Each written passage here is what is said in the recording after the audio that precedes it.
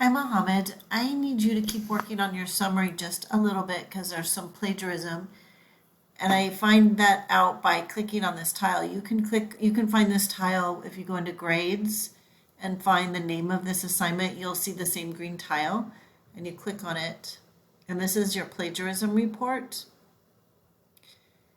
And if you scroll down, the lines that are flagged are directly from your source, I think. I can find out exactly what source they're from by clicking over here.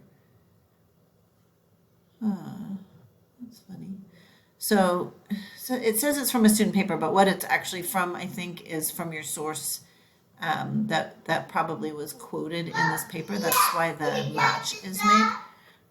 Anyhow, please work on that. Your summary should be all in your own words, and it should also just be one paragraph. And you can resubmit. Thank you.